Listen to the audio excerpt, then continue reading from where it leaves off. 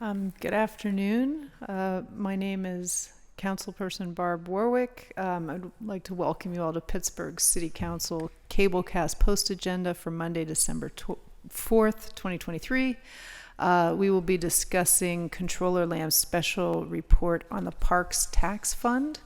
I'm also joined by Council President Teresa Kell Smith, Council Member Erica Strasberger, and Council Member Daniel Lavelle. Is Councilman Wilson online? And Councilman Bobby Wilson is online. Thank you. And so I think just to give a little background, I called this post agenda today partly because I would like, in general, I think we should be exploring a little more in depth all of the reports and whatnot that come out of the Controller's office. Lots of good work being done there, and I think it's important for the public to sort of get this synopsis. Also for council members, for sort of bigger topics, post agendas, maybe for smaller ones, briefings, but I think just sort of as a best practice. So I thought the way that we would do this today is to allow the Controller's office first to sort of give a presentation, a summary, key points, whatnot, from the study, and then we'll have folks from the administration, DPW, and city parks come up to either respond and or present what they would like to show, and then after that members can ask questions. So that all sounds good. Controller Lamb, I'll let you take it away. Okay, thank you very much, and appreciate the opportunity to talk about this today. The city passed the parks tax some years ago, and by resolution we created the trust fund where that money is deposited. It generates a little less than $10 million a year for parks, and we wanted to take a look at, and now that we had this money, how was it being spent? Was it being spent as envisioned, as intended, or were there other things that we could look at as far as how that money was spent? And our goal was basically to take a look at that. Let's take a look at what the original language of the question was, what the actions that council has put forth as far as how that spending should occur, and then to talk about ongoing and moving forward. Do we really have a plan for the spending of those dollars, a plan that is transparent, a plan that is reliable, and so that we could see how that's spending. And what we found in the report, as you've seen, is while a lot of the money has been budgeted, it hasn't been spent, and a lot of money that has been spent in, I think, a way that was originally envisioned. When we talked about this campaign that we went through, I didn't support the tax, but the campaign that was built around it was all talked almost exclusively about new money for new projects. And what we've seen is that the spending hasn't really done that. The spending has been to sort of more maintenance type expenditures. Not that that's right or wrong, but that's just what has happened there. And so what we did is we took a look at what the Parks Conservancy did back during that campaign and how they figured out what were the parks in most need. And then we did took that list along with our own sort of ranking around issues of looking at the census tracts, looking at the condition of parks, and coming up with a similar list. And what we've shown is that a lot of the spending that has gone on with these dollars, we're not spending either of those in those kind of the parks that we've identified or that the Parks Conservancy identified back when the campaign was going on. So we've made a recommendation as far as creating a long-term plan. We modeled a lot of what we did based on what we saw in Minneapolis and the way that they've done their park funding reform there.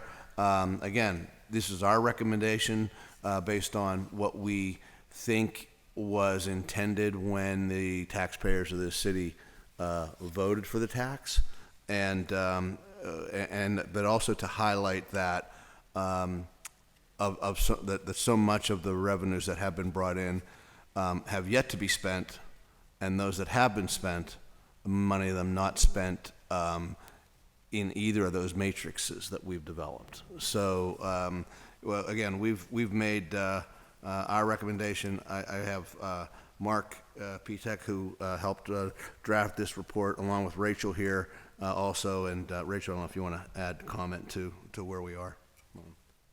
The one thing I'll just point out, and is fairly obvious, is equity can be measured in 1,000 different ways, and how we chose to measure it is through census level tract data, racial segregation data, racial data from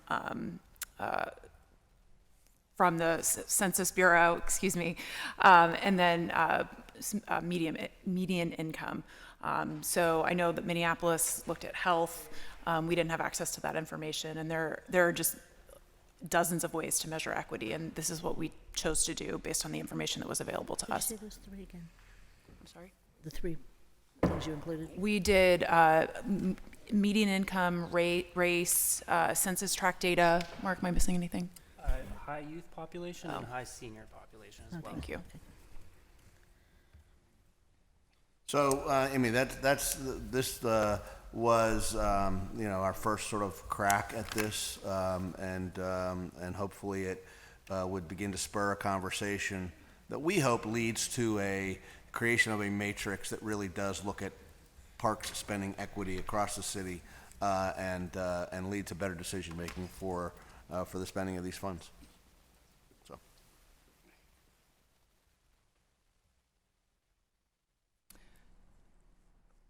Okay, great, thank you. So I also want to note we've been joined by Council Member Gross and Council Member Coghill. With that, folks, from the administration, would you like to come up? I know you had a presentation, Director. Is the Parks Director coming? Yeah, maybe Director Hornstein. I mean, whoever, I guess we're sort of short on chairs.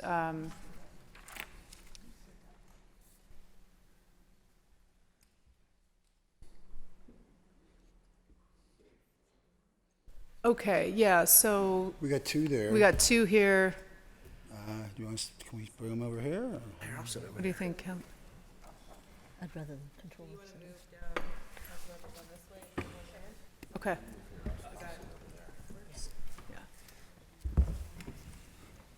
But they, as long as they're okay upstairs, then We're we'll gonna go, Michael. Here. because they said something with their mics are connected to something with their names or something.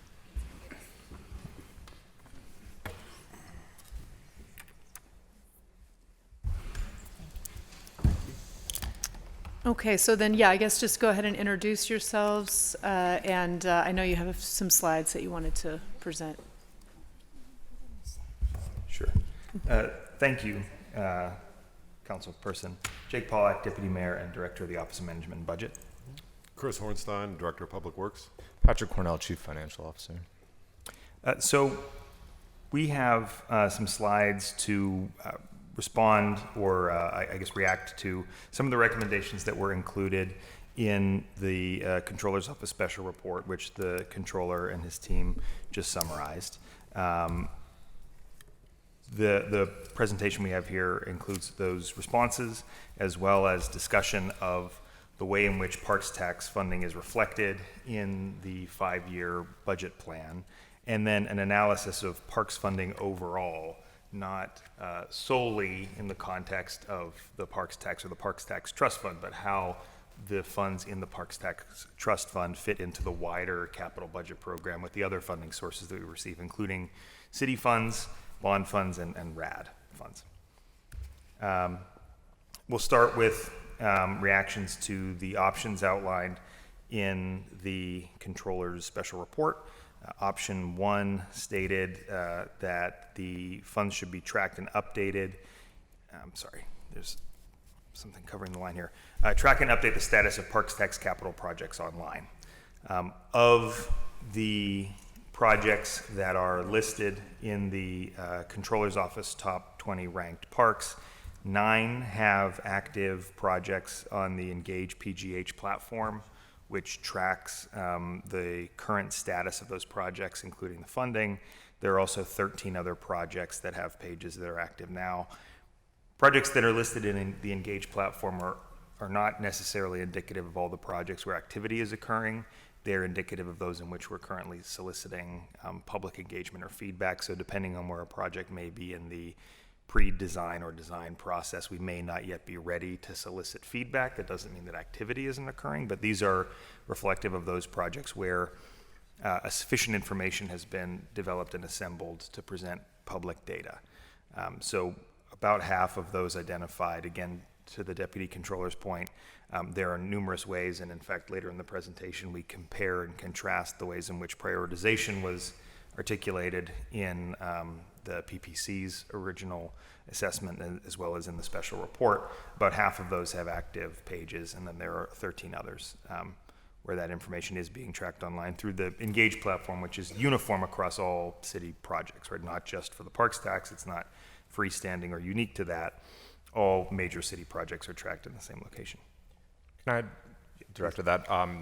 One of the things that you will notice is some of the pages have different content. Some of them have more robust timelines and check marks of where we are in the process, and we are working to make sure that all project managers and all projects have kind of like a baseline that we can use to actually track. You know, some of them are just kind of the base information, or maybe here is the final plan that was produced. But some of them more are, where are we? Are we in RFP? Are we working through contract and are working through legislation? So there is certainly room for us to be more transparent with the public. Concerning option 2, adopt a parks equity scoring matrix for reallocating parks tax revenues. As authorized through the process that flowed from the adoption of the tax to its ultimate authorization via council. The parks tax funds are routed through the existing capital program facilitation committee process, which is set forth in chapter 218 of the city code. And in 2022, council approved an amendment to that chapter that explicitly added equity and project readiness as ranking considerations for the CPFC scoring process. And I think this maybe brings me to a general point that is at least reflective of how we think about this question, which is, so there are 3 distinct phases in the development of the parks tax, right? There was the campaign that was conducted to secure its passage, and there were multiple and sort of varied arguments made at that time. There was the actual language that was adopted by the voters, which is more limited than what was discussed during the campaign, right? It was, people's voting habits were certainly informed by both, but what the voters actually approved was the assessment of the tax in order to invest in our parks. And then there's how both the voters' intent and their actual action in establishing the fund and the assessment were codified by council in order to bring the process to fruition. And each of those had distinct characteristics, and sort of interspersed through all of that were surveys of public sentiment and desire, which actually focus more on maintenance and rehabilitation of assets than the campaign message of those advocating for the tax described. So based on a combination of what the voters intended, what council ultimately authorized, and what we know the public has asked for, we've reached a composite decision that allows for this equity consideration that's encapsulated in option 2 in the controller's report to be addressed through the standing CPFC process. And we in fact sought the inclusion of equity in that classification in 2022 in part to address this question. Now, that's not to say that the process is perfect or that it's comprehensive, but trying to blend both voter and legislative intent with existing code, we felt this was the best way to combine those efforts and result in a sort of uniformly agreed to procedure. So for the purposes of the proposed budget and the 5-year plan, we are seeking to address this question of equity through the comprehensive CPFC scoring process. Regarding option 3, limit regional park eligibility to underserved sites. I'm actually going to turn this one over to CFO Cornell to speak to that one. Sure. So RAD funding is set via Act 77 of 1993. A minimum of the funds that are collected from the additional sales tax in Allegheny County are obligated to go to parks within the city of Pittsburgh as a base minimum, right? So for fiscal year 2024, that is about $1.4 million. The RAD board just finalized their budget, I believe, last week. Our actual award was higher than that, and what that goes to show is that we still have to move through the competitive grant process from the RAD board. Director Hornstein and Director Vargas, came up with proposals, took them to the board, presented them publicly at the beginning of November. The board deliberated, asked a lot of questions, and then we came back through there with this award that we've received. And what I would note here too is that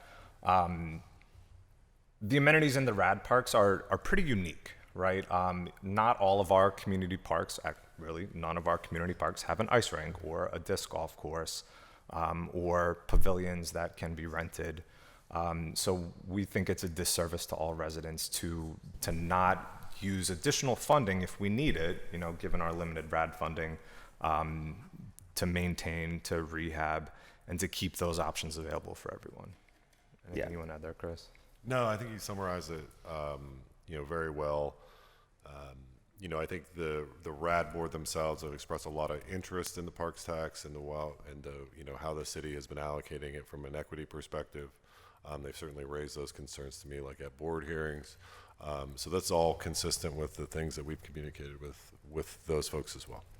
Maybe just to summarize both of those points, right? Where we have sought to utilize parks tax funds in parks that are also eligible for RAD funds, it is in support of truly unique assets that we don't have anywhere else that therefore serve a wider community, right? I mean, there are amenities within our RAD parks like playgrounds or trails that exist other places. That's not where we've sought to allocate RAD funds, but in a relatively unique offering like the ice rink, of which we only have one and it happens to be in a RAD park, we've sought to combine those sources so that between RAD support and parks tax support, we can ensure that all city residents have access to a public ice rink.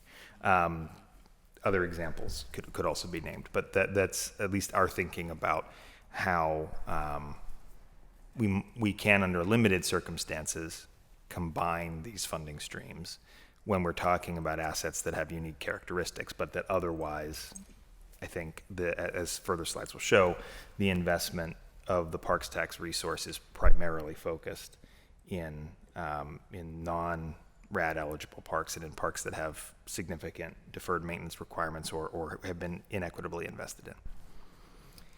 The next couple slides, again, I'll let Patrick lead off on in terms of the financials. Sure. So one of the things that is interesting to look at is thinking about what has happened since the publication of the special report. The numbers from the ACFR were from obviously May, the beginning of May. Since then, we have seen a lot of work done using all of our parks tax funding in two ways, right? So the funds move from the Department of Finance when they're collected as real estate funds. They move into the parks tax fund, which is separate. Monthly, those revenues are swept in. And then from there, that trust fund special revenue account really lives as kind of more of an operating account, so to speak. And from there, we move additional funds out to the capital fund. Again, the parks tax capital fund is separate. It is segregated. It is its own thing. But what we see is that we've done a lot of work in Q2 and Q3 and even in Q4. And what we have, we've seen, and I think, Jake, if you would go to the next slide, it really just kind of sums up some of the conversation. So we have spent more of the money than may have been presented earlier on in the year. Of the capital fund, council has approved almost 22 million. We spent almost 6 million, and there's more encumbered, right? So we have about half of that in active projects. And when you add that into the operating side, where we are spending funds every 2 weeks for payroll and for benefits and for regular supplies that don't meet the capital threshold, we've actually spent closer to 60% of the 2 years of collections, well, 3 years of collections rather, that we've moved through. Yeah, so I think a critical consideration there is that the tax began to be collected in 2021, but no spending was authorized against it that year, right? So an entire year's worth of revenue was collected, none of which was spent. In 2022, not entirely, but to a large extent, the amount of spending that was authorized reflected the prior year's receipts, right? And we see that $9.7 million were collected in 2021, and the approved budget for 2022 was 10.8. So most of the previous year's collections were spent, plus about $1.1 million in additional spending were approved for 2022, which again allowed a large balance to accrue. However, beginning in the 2023 budget, we've sought to aggressively spend, now that we have a clear sense from 2 years of collections for what the likely receipts from the tax will be, the level of spending that was authorized was higher, $18.8 million. That's a typo. I'm just realizing that now. Sorry? I believe it's lower than that. Okay. That's a typo. I apologize. So we expect that the available balance to drop significantly by the end of this year with the current level of spending on projects that have been completed. Really, in the early days of this source, and given that a year of collections were made prior to the beginning of spending, it will hold a balance for a period of time, but we are proposing spending between operating and capital uses that fully utilizes the resource.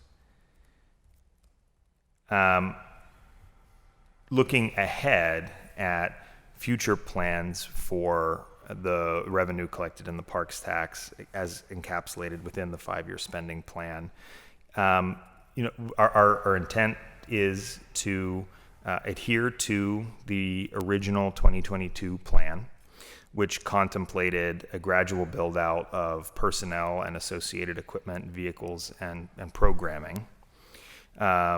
This is a process that we've met on continuously over the course of the past year and continue to adjust as reflected in the plan that's been put forward for 2024.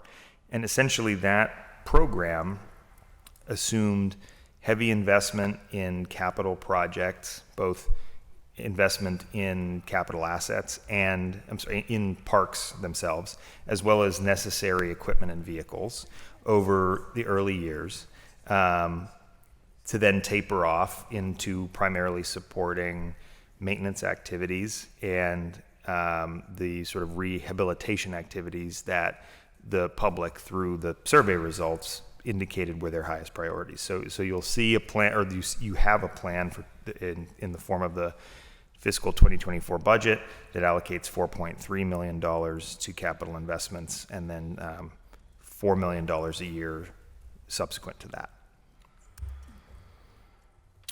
Here is a table summarizing that in financial terms. We certainly can work that into the printed budget documents if the finance chair and council budget office is willing to move that into the council document. So the 2022 and 2023 plans are compliant with the intent as written into the code. They're in line with what we believe to have been the intent of council when the actual legislation allowing for the collection of the tax were established.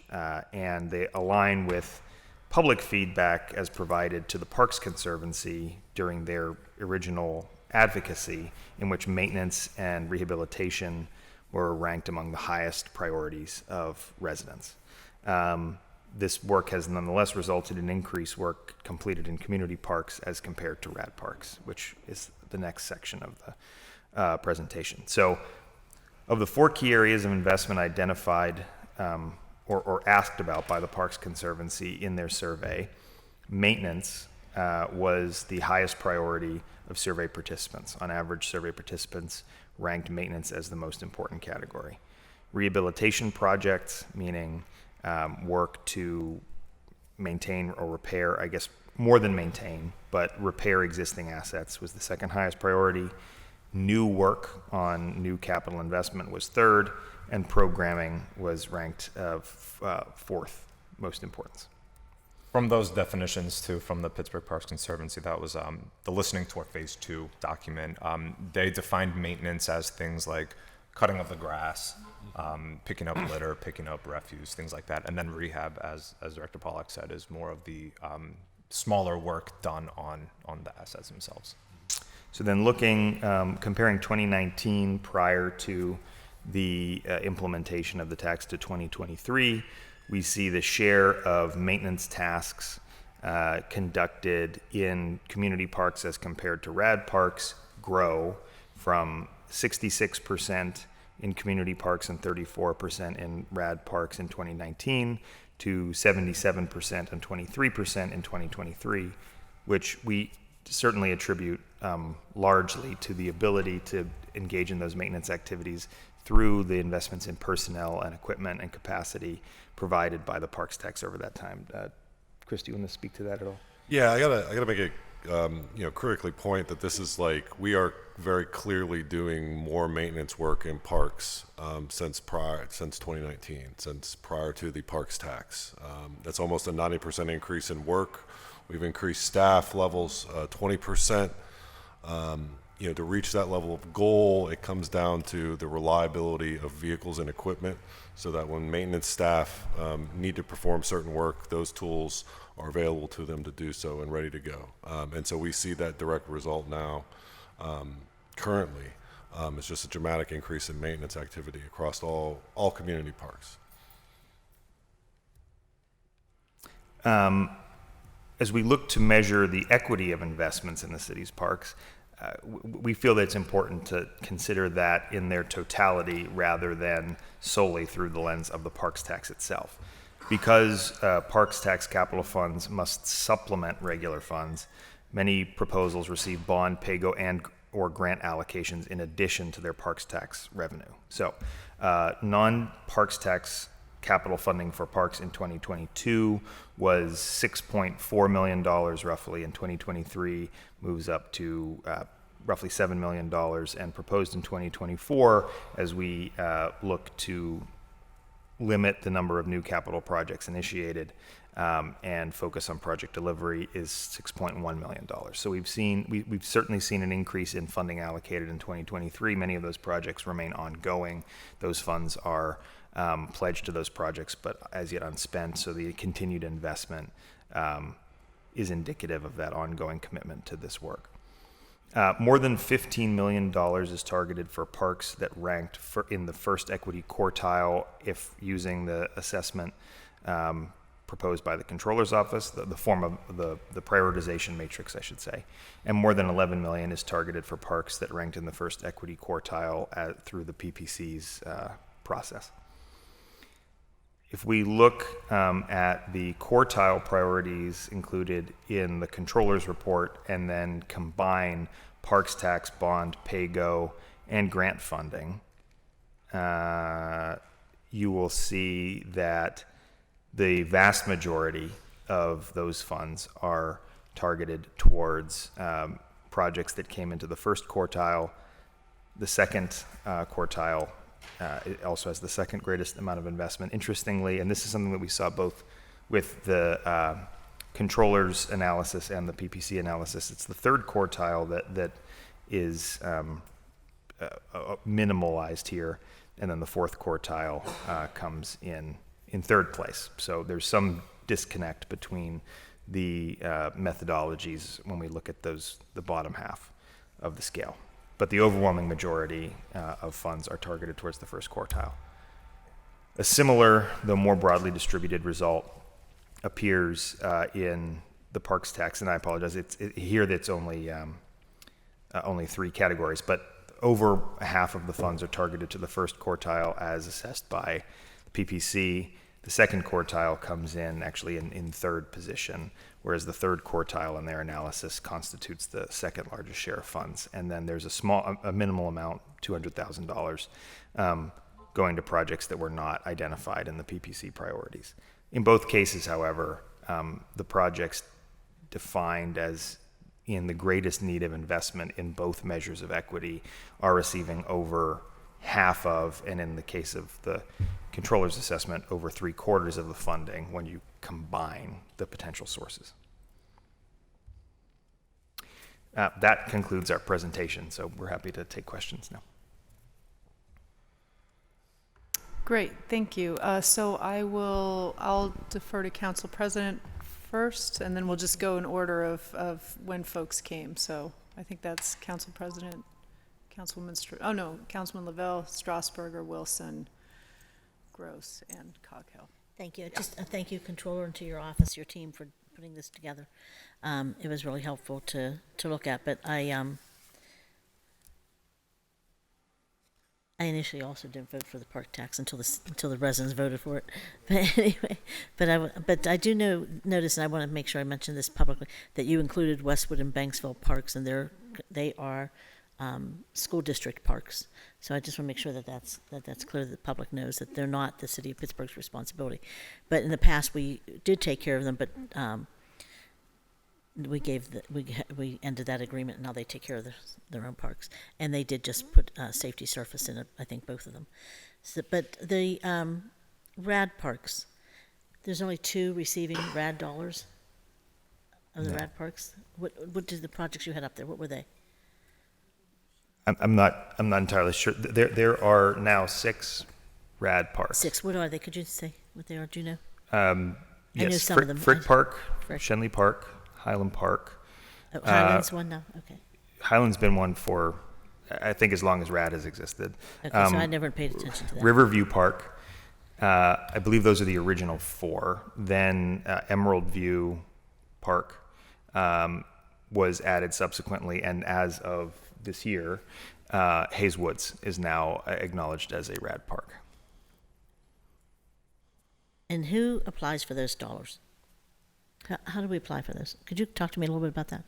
Sure. So as an so because the city's regional parks are I don't know the correct term, but they're an acknowledged regional asset, right? I mean, they're specified in the enabling legislation for RAD.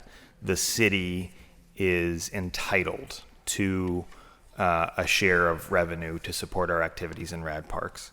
And then we can submit applications to increase our allotment for specified projects within those parks. So that all of the documentation, if this maybe speaks to the core of your question, all of the documentation that we submit to RAD in order to receive our allocations are produced jointly by DPW and the Department of Parks and Recreation. So I'm going to be honest, because somebody is always saying stuff about how Emerald View Park doesn't receive any RAD dollars. But I said we also have a lot of dollars through the park tax and through the city's tax that we aren't completing projects yet, that we're still working towards those projects. Sure. And they were actually working on a master plan.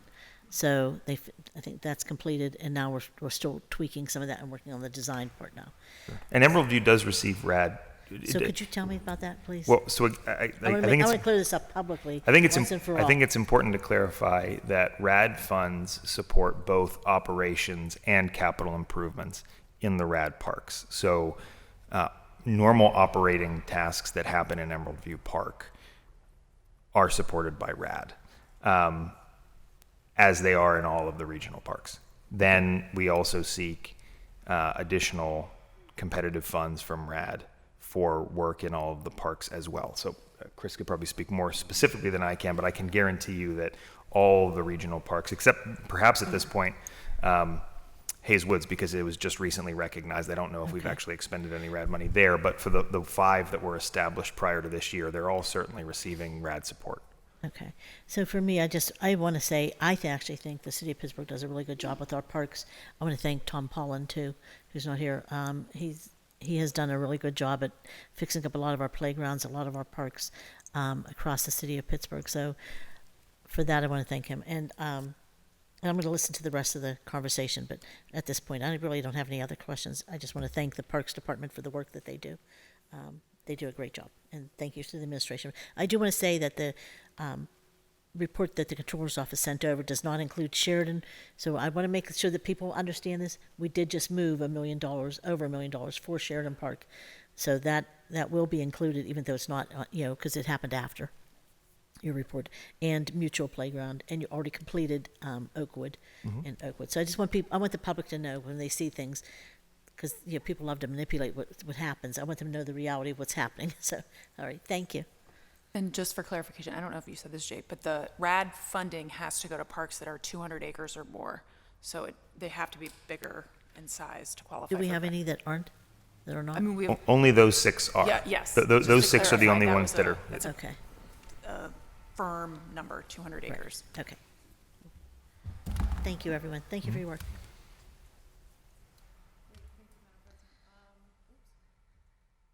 Thank you, Madam President. Councilman Lavelle? Sure. I guess the thought that'll lead to really probably the only question I have at this time. Part of the challenge was we had an independent outside organization lead a campaign that would be for the expenditure of city dollars. But that campaign was not directly tied into the actual city itself, right? It wasn't a city council plan, it wasn't an administrative plan. And so once that referendum got passed, it sort of then came to us, and we said, it's nice that you did that campaign. It's nice that you think this is what's supposed to happen, but these are city dollars. Therefore, we have to have a conversation about that, right? And as members can remember, we had very long conversations about that, and we had very long public hearings about it. And I believe you're right, Director, that the major sentiment was around stabilization of our parks, rehabilitation of our parks. And with that, but I think the disconnect was, even though the outside organization did have a campaign, they also brought forward what they considered to be their plan, right? And if I remember correctly, I think the number one park was in Reverend Burgess's district in Homewood. It had seen the least, it was like a little parklet. It had seen the least amount of investment. Baxter, thank you. And so that was like number one, right? And so they had sort of like number 1, 2, 3, all the way on down the line. And I think when we on our side of the table had the conversation, we didn't do that deep level of a dive, right? That's not the work that we did. We sort of set up parameters of how we believe the dollars should be expended. And I think the disconnect is in between the general parameters of how we should expend the dollars versus the detail of the plan that they have, which is why even, excuse me, which is even why in the controller's recommendation around setting aside a percentage of those dollars to be expended on, how did you phrase? I thought I wrote it down. Limit funding to underserved, areas or whatever the option was. I think that sort of speaks to that original plan, right? The original goal and intent. All that leads to my larger question. I think there's value in actually having a plan that guides us, right? Yes, each one of us, from the seats that we sit in, we say, here's what's important in my district. Here's the park that we believe needs the most investment. And it goes through the system that the director spoke about, the capital scoring system. And then ultimately we come out with sort of the next iteration of a plan. But I also believe there's value in saying, citywide, here's what's important. We just did this in the Hill District. We just finished a Hill District Parks Master Plan that is there to then guide our thinking and our investment in terms of how we want to invest in the community. My question is, do you think there's value in having sort of a parks master plan that would sort of guide the spending of the parks tax, along with the CDBG and the PAYGO and the bond dollars that you mentioned, Director? And if so, should that be wrapped up in our comprehensive planning process, which I believe should ultimately be the biggest guide for the city budget as a whole? Does that question make sense to you? It makes a great deal of sense. And Okay. As I was getting ready to answer, the last part of what you said was going to be my answer, right? That I do agree that I believe we have a plan now, and that plan is encapsulated in the annual 5-year capital expenditure plan that we produce. However, I acknowledge that that is a plan that's reactive to essentially the funds available, the readiness of projects, the scoring process. Right? I think that it could be enhanced by a further, more involved and in-depth planning effort, but that should be considered in the comprehensive context. And so I think its most appropriate place to be achieved is as a part of the comprehensive plan that we're about to embark upon. Because absent that, I think we risk finding ourselves in a position similar to one we've found ourselves in too often over the past 5 years or so, right? Where we have a Hill District Parks Master Plan, but not a Polish Hill Parks Master Plan when the two are immediately adjacent neighborhoods, right? Or where we have some neighborhoods with plans, neighborhood plans and some without, or neighborhoods that both have plans but that were adopted 10 years apart, and so they don't have the same common foundation, right? And then we also have, frankly, plan and engagement fatigue on the part of the public in contributing to all of these myriad and not always connected plans. So I think perhaps a more exhaustive plan beyond what we annually produce as part of the 5-year capital cycle, it's definitely would be valuable. Probably the highest value way to deliver it in terms of its efficacy would be as part of the overarching matrix of the comprehensive plan. And I do know that that is embedded within the work that the planning department is preparing to initiate around that plan.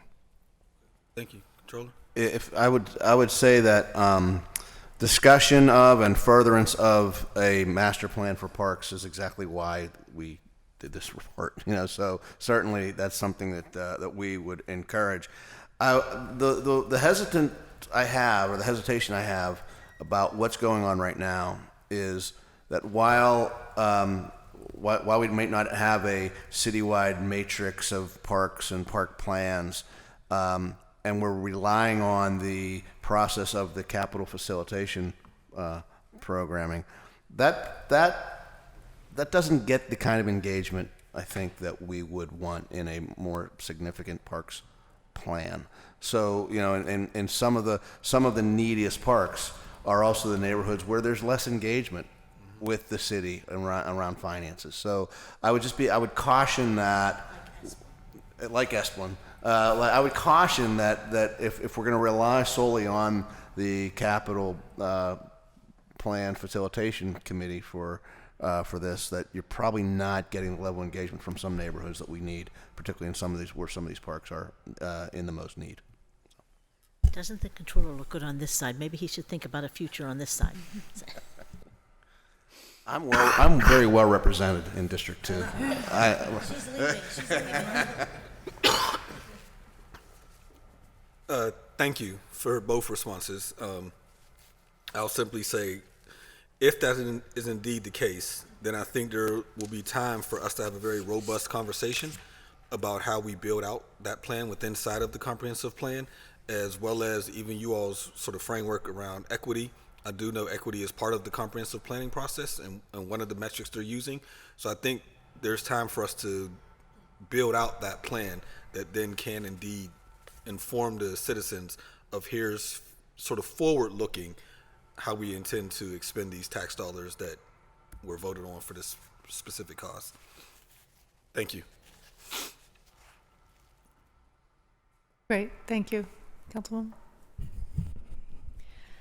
Thank you, Madam Chair. And thank you all for your, thank you for holding this post agenda. I agree that this is a great conversation that we can and should be having about the large topics that we always intend to focus on and then maybe never have this robust conversation about. And this has been great. I don't have too much more to add because I think Councilman Lavelle asked the big question that I wanted to ask, or that that kind of sums up what I was thinking about as I listened today. But within that, I think it also would be helpful. We keep I think sharing different equity metrics and scores and lists, and I'm not going to get into the details. I know my colleagues have really delved into this topic and might be speaking about that today, but I would hope that moving forward through the plan, through this master plan or otherwise, that we can have an agreed upon scoring mechanism so that we can, keep ourselves accountable and always understand where we stand. And to that point, I think the Engage page is great. Many of you know my interest in a transparent and accessible budget as well. And so I think perhaps until the master plan and the kind of build out and public presentation of that is done, the comp plan is done, maybe we could even consider just a one-page landing page of, the parks tax with the link to whatever way it makes sense to display it, with links to the Engage pages. But like, here's where we're spending our money this year. It's an engaging page, not an Engage page, but it's engaging to the public and understandable. And we know exactly like where we've spent our money in previous years, where we're spending our money this year, maybe even how it breaks down by, vehicle staff and or breaks down in different ways like maintenance and rehab or full rebuild. So that would be one suggestion just in the interim so that more people can really access this. The people who have questions don't need to go to like this part of the budget and then that Engage page and then that Engage page or whatever. I'll stop there for a minute because I have one more thing that's pretty small, but I'll stop there in case there's any reaction or questions or clarification needed. No, I think that's a good idea. When we do our quarterly financial reports, the parks tax deliverables are embedded within the final few capital pages at the end, but they're not clearly marked out. And delineating those is certainly something we can do. Great, yeah, just a landing page that people, And then my last thought was, I hear the survey responses, and the first thing that comes to mind is what the controller mentioned is, just the challenge with engagement is always going to be a present challenge. But the issue of people not even conceiving of the idea of a new park near their neighborhood, right? Of course, people want to see the maintenance of the park that already exists, but some of the challenges with public engagement is, what if they can't even dream of the park that could be a 10-minute walk from their house, but that we could provide if it's in our plan? So I guess my question related to that is, without a plan written down in paper as part of a comp plan, how are we thinking about the mix of brand new parks in places that are deserving of them, where we can, seek universal access to parks, versus repair, maintenance, and rehab of existing parks? I think fundamentally, before we could responsibly commit to the creation of brand new or a large number of brand new assets, right? We have to be able to repair and take care of what we have, right? So the current plan is a mixture of reinvestment, right, in our existing park locations by adding new amenities, as well as the rehabilitation. That's sort of a sliding scale, right? We might have a park that doesn't have sufficient recreational assets in it, so a capital improvement might be adding a brand new playground to it that wasn't even there before, right? And then rehabilitation could be the comprehensive reconstruction of one that's expended its useful life and needs reinvestment. I'm thinking of Councilwoman, forgive me, the park where the spray park was added this year. Short Tears, thank you. It's beautiful. Right, so that's at one end of the spectrum, right, where we added a new asset there. A different point on that continuum might be Upper McKinley Park, where there was previously a playground that needed, basically complete reconstruction. And then at the far end of the continuum would be places where we just haven't been doing a good enough job of field maintenance, right, or weeding or grass planting or painting, right, where we're conducting that full spectrum.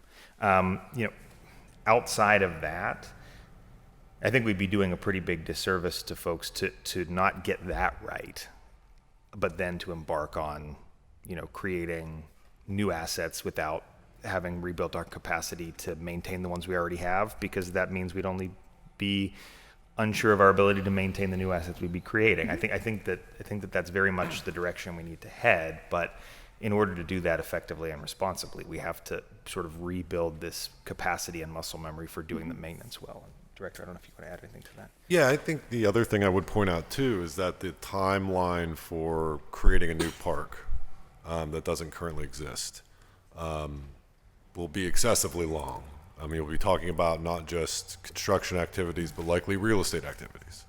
And so I think the challenge, and certainly appreciate that, and I think the comprehensive plan would address that, or hopefully would address that where need is, where current assets either maintained or not can't be transformed to meet need.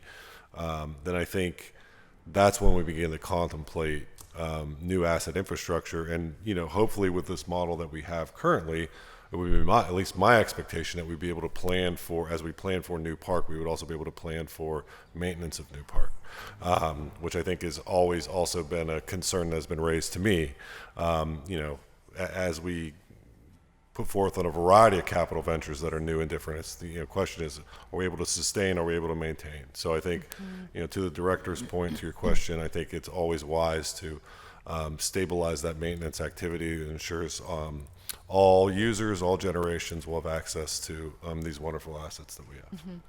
It's certainly of a different scale than most things we would undertake, but there were at least 5 years, maybe more, between the initial acquisition by the public generally of Hayes-Woods to even where we are now, where it's been turned over to the city, designated as a RAD asset, and now we can actually begin the process of thinking of recreational development there. Now, again, it was 600 acres. Conservation easements were part of it. Subdividing the parcel were part of it.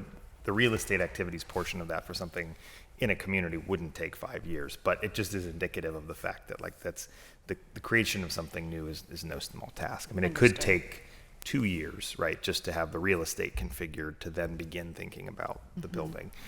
In the meantime, we can certainly do a lot of work to repair the assets that we have. Well, and I hear all of that. I hope that once we feel as if we have the resources to be able to, like, we've made a good dent in the rehab of our existing parks that really are in need of them. We've made a good dent in the, or we've just figured out how best to maintain and have sufficient funds there. My hope and my ask is that we wouldn't wait until 100% of that is completed before embarking on maybe a new project, especially if there is, matched funding or something that might come our way, or partnering with an organization that might be able to deliver on that. That hopefully would be a good way through the necessary projects that we already have identified. But, it comes from a desire for every single person to have access to like a walkable park or walkable distance from a park. So, I do hope that we can be creative about thinking about that aspect too. Thank you. Great, thanks. Councilman Wilson? Thank you, Chair. I appreciate everyone coming here. Appreciate the controller's report. Appreciate OMB's response to the, today at the table in terms of how they're responding. I have to say, last year I was surprised on the way we would spend, the Parks Tax Trust Fund dollars, but I have to say that I've been hearing a lot of good feedback from folks at Riverview that utilize Riverview Park in terms of maintenance and some of our other parks. So they are seeing an increase of maintenance, whether that's due to the amount of, I'm not sure if that's really due to the amount of trucks that are available, because I think we're still waiting on them to come. We did add those positions, but it does feel good to hear that feedback, because once all the workers are in place, all the trucks are in place, that'll only get better, I hope. And I have seen a commitment to the initial plan, which was to fully renovate Spring Hill Park, which was number 3 on the Pittsburgh Parks Conservancy, their list of top 10. So I believe Spring Hill was number 3.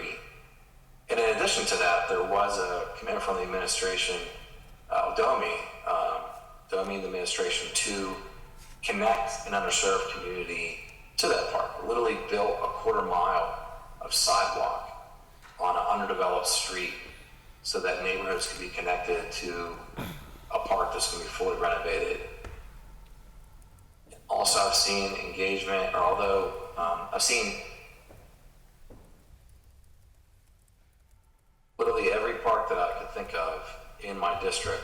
There's actively a conversation happening on what's the path to make it the best park possible. So whether that's Michael Flint Field or Michael Flint Park now in Spring Garden, there is active conversation with the administration on how we can, build capacity, whether that's finding it in-house or, putting that out so that we can get a design or have engagement and then have a design. I think part of this is not only do we have we utilize the funds correctly, but also do we have the staff at DPW to do the proper engagement. And so, some of the feedback I've heard from people was like, okay, well, when is this going to happen? So then we report back to the department, and they're stretched thin because there's so many projects that people want to happen. So we have to make sure that capacity is built. But I'm confident we can get there. But I do hear the conversation of what the comprehensive plan would offer us, what path could we all agree on, what's the roadmap to making sure that all the parks that should be fixed up are fixed up. But we have to be careful on the way we're calculating which ones get done first, because I believe, and you could tell me if I'm wrong, that the current controllers report is saying that none of the parks that had money allocated to it should have had, don't really qualify for those dollars based on the calculations that you've made. Is that true, Controller? Your microphones.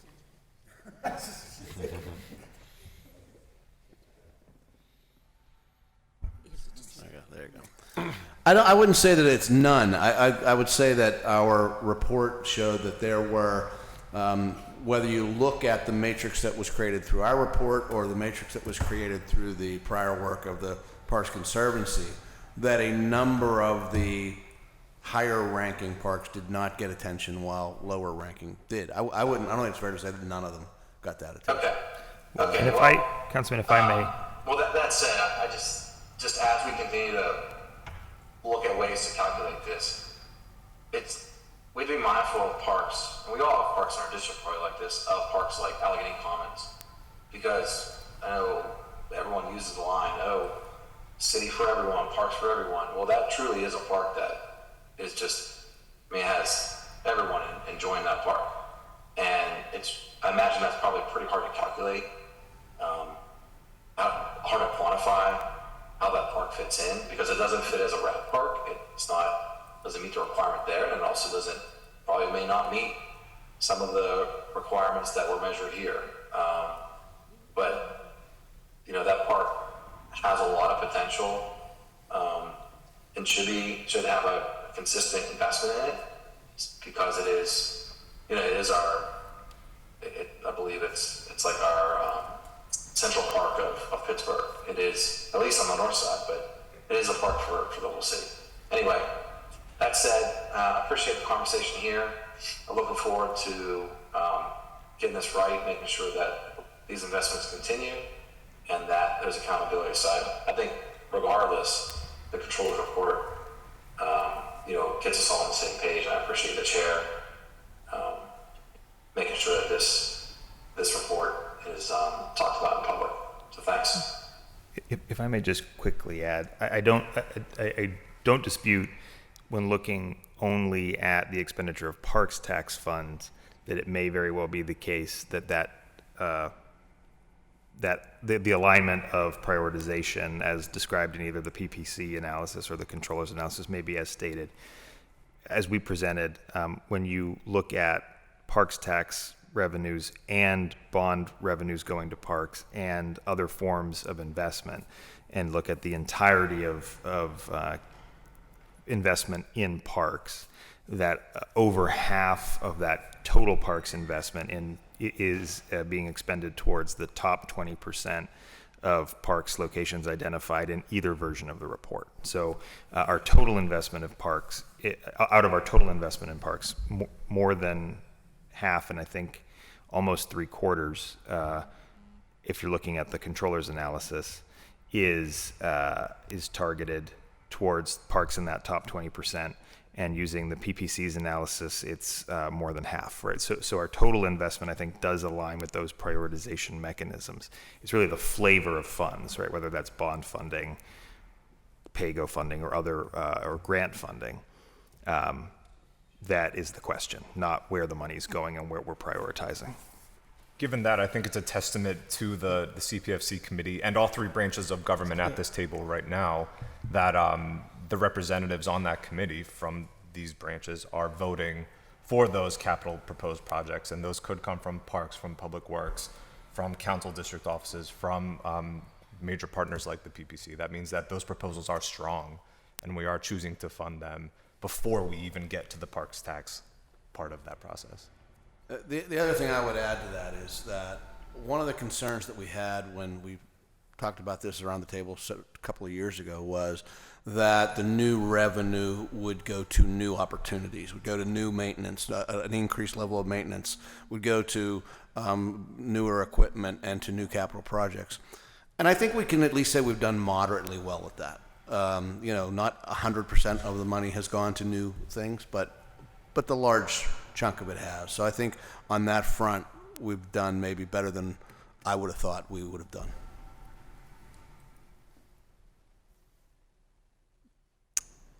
Great, thank you. Councilman Gross?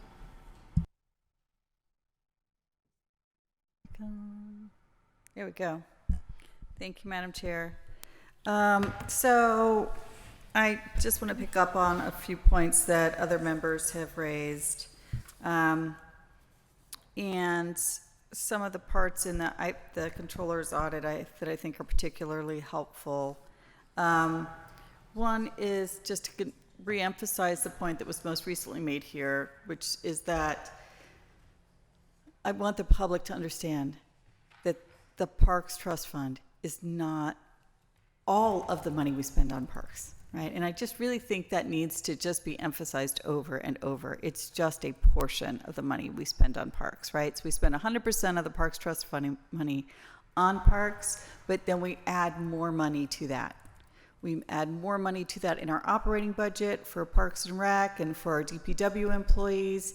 We add more money to that from the RAD funding for the RAD parks. We add more money to that from bond funds for capital projects. We add more money to that from pay-go for capital projects. So I just want everyone to understand that when we're talking about how we allocate the parks funds, it's not how there's more funds than that are also being allocated. And I appreciate Director Pollack just adding to say that if you add all of those pots of funds together and look at that total budgeting, that the administration and the city council has been prioritizing the highest need parks.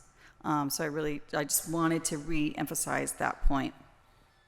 Secondly, to follow up on some things I really like, some of the points Director Hornstein made, that there is a need for us to look at where residents are.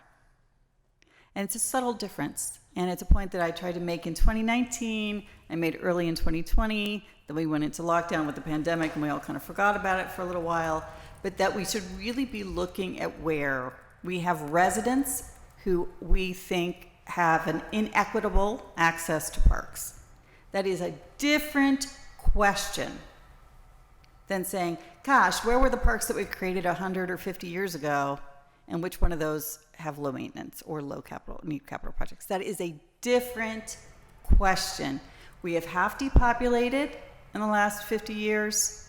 We have low wealth areas and distant and low income households that are gone, and now there's high wealth households and high income households in those places, and the inverse is also true in some neighborhoods. And so what I criticized the Parks Conservancy plan for, and when their consultants were sitting at this table, was that they did not look at our people and who has needs. And so we still have the opportunity to correct that mistake, and we should, right? Parks are not people, and our people are distributed in different places than they used to be, et cetera. And so I want us to keep reminding ourselves of that.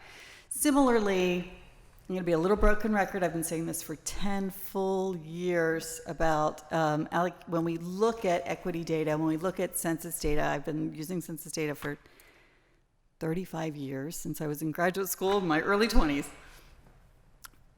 We have a bad habit, especially for the city, of looking at where the percentage in each census tract. So the percentage of low-income people, or the percentage of by race, because we have census tracts with 300 people in them, and we have census tracts with 3,000 people in them, because we're half depopulated, right? And so if you just pull out all of the census tracts that have like over 50% low and moderate income people, which we too often do with our CDBG, and usually I'm giving this broken record speech about our CDBG allocations, you're going to get mostly the most depopulated areas of the city. And so you could be missing a whole lot of low-income households and minority households that have high need, especially for high needs for something like park, right? And so we should be looking, I always like to wave around, and you've seen me do this before, the Femisphere report. It's a little dated now because it was based on like 2015 American Community Survey data, I think. But they used absolute numbers. So where are the poor households in the city? And then, oh gosh, of the poor households in the city, 70% of those households are female-headed households with children in the home. And where are those households? Not by percentage of census tract, right? But where are they in absolute numbers? It's like a heat map, which is a totally different thing. And so you get where the highest population concentrations are. And that's a different question than by saying like, gosh, we got a census tract with 300 people, but 50% of them are lower moderate income. And we have a census tract with 3,000 people, but only 49% are low and moderate income. There's 1,000 low and moderate income people there, but we're going to ignore that one because it's under the 50% threshold. So let's not do that moving forward, right? And so I think if we look at where our people are, where they have needs, and we're gonna get just slightly. It's not going to be throwing out everybody's plans, but we will get, I think, a better sense of where we need investment. The other thing that I really liked that I heard is that, and we can elaborate a little bit on, is that maintenance really is investment. I'm going to say it again, I'll say it louder. Maintenance really, truly is investment. It doesn't have to be just a brand new piece of playground equipment like a capital project would, right? When your spray park feature isn't working and we just need to fix it, that's really, really important to you. Right? When your garbage is never collected, or as we've talked about at this table, but it's been a long time, back in 2015, 2016, when we had childcare facilities near public parks, but they couldn't use the public parks because they were full of used needles because of lack of maintenance, right? You're making an unusable park into a usable park because of maintenance investments, or because you've got a truck for that crew, and so they can get there and clean up that park and empty that garbage can and fix that thing. And so what I really like in the controller's audit is I think what we haven't really reported out, but we should start, is in Minneapolis, there's a chart, I have a big red star and red marker on it, where it shows the investments in figure 4 on page 18, and we should start doing this, right? And so like, 5 years ago, we were only inspecting the playground equipment 2 times a year, and this is in Philadelphia, in Minneapolis, and now we're inspecting it 11 times per year. right? That's huge, right? Because if we've got red tape on a piece of playground equipment, which we've had at lots of parks, right? Those repairs can make a big difference in whether kids have a place to play or not. I think Councilman Wilson mentioned sidewalks and concrete. You know, in Philadelphia, or sorry, I keep saying Philadelphia, in Minneapolis, they were doing like a 1/4 mile per year before they increased their funding, and then a mile afterwards. So again, that's expanding the walk shed. We should be looking at those kinds of things. So we do have a real opportunity, I think, as Councilman Lavelle said, to refine and improve. But I give us more credit than Controller Lamb. I really think that the investments that we have made improvements in people's lives. Really have been important to bringing back online recreational facilities for some of our neediest areas. We still have more to go. I think there are needy areas where we don't already have parks, right? And I know a whole new park is a scary thing, but we really need to align, and that's something that hopefully our comprehensive planning will do. Where our low-income households are, where our households with kids, we should be doing it by total population in those areas and by population density. I, for the record, really am skeptical of the Trust for Public Lands number for Pittsburgh that 97% of our population are within a 10-minute walk shed of a park. I think maybe, every council members all around the table are going like, there's no way, because they probably don't understand their topography. Like if you're on a cliff, right? And there's, August Wilson Park is way up on top of the bluff, on the Hill District, and you're down in the Strip District, you really are not within a 10-minute walk. You're not going to use climbing equipment and climb up that cliff, right? So I'm a little skeptical of that. But I think we should find that number. I suspect, I can't prove it right now, if you really look at where our minority populations are, where our low-income populations are, where our low-income kids are, I think they're overrepresented in the population that is not within a 10-minute walk shed of a park. And none of these reports have asked that question. So that's still work to be done. Does anybody want to respond? I didn't ask a question. May I? So the one thing that we didn't address in our report, but is schools. And I do think with Pittsburgh Public Schools, making sure that there is no barrier for access for kids to access a playground, that it wouldn't be measured anywhere.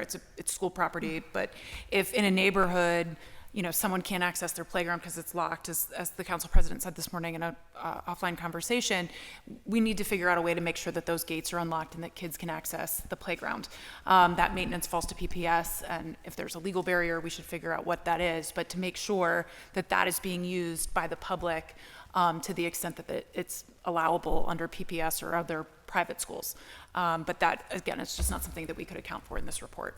But thank you, and thanks for your feedback.